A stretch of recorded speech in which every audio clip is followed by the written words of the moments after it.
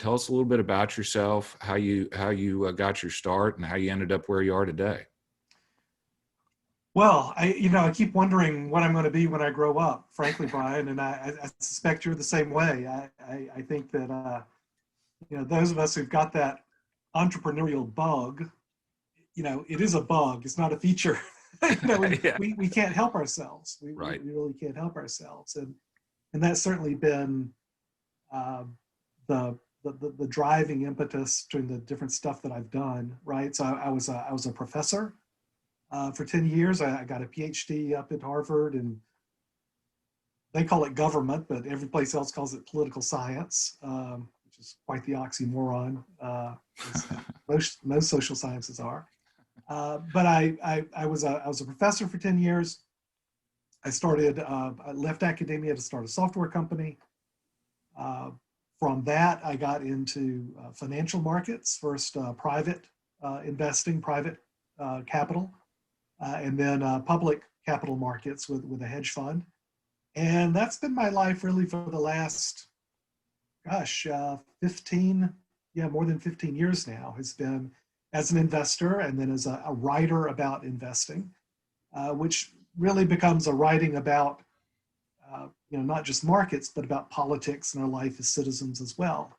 Because what the common thread through all of those things, through the academic career, the software company, the investing, has been my, fascination doesn't quite give it a strong enough of oomph to it, but my core belief that the human animal is driven by the unstructured information, the communications, the stories, the narratives, the messages that other humans tell us, thousands of times a day. And I believe that we are hardwired and socially trained to respond to those messages in frankly, fairly predictable ways. So that whether we're talking about political science, right, how we respond as voters to the messages that we are presented by politicians or other citizens, whether that's as an investor and how we respond to messages, whether it's central bankers or the CEO of a company or some guy they've got on CNBC. That's been the common thread through all of this, through the academia, through the software company, through the investing, has been trying to understand how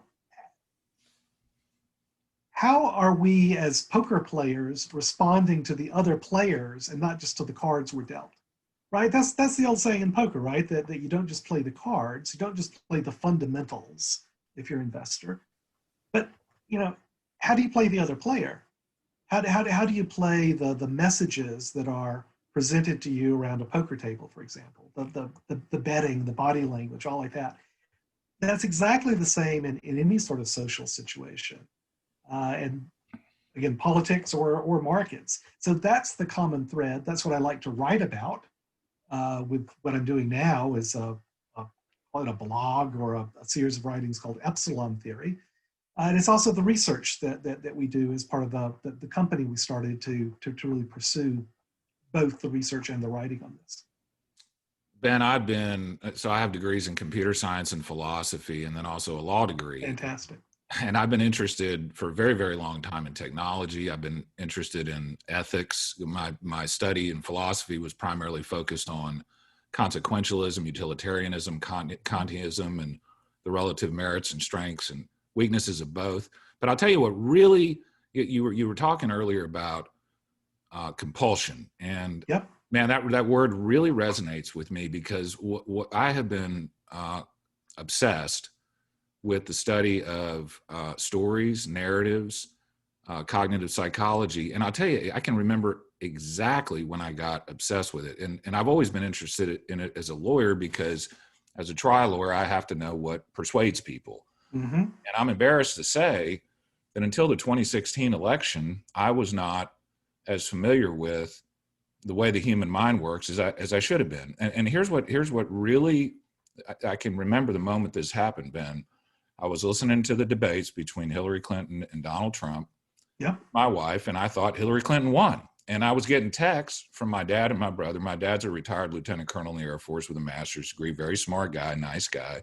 And my brother, and they thought the exact opposite. And I started thinking Exact about this. opposite. Yeah, and I was like, how is it possible Yep. that people of good faith and intelligence can Yep. literally watch the exact same thing and come to completely different conclusions? How are they watching different movies? And so that led me down a 2 or 3 year, like you said, compulsion to figure out how this was possible. And I don't want to describe your writing in a way that's inaccurate, but to me, a lot of your writing lately, that is kind of the fundamental idea you're getting at, right? It totally is, Brian.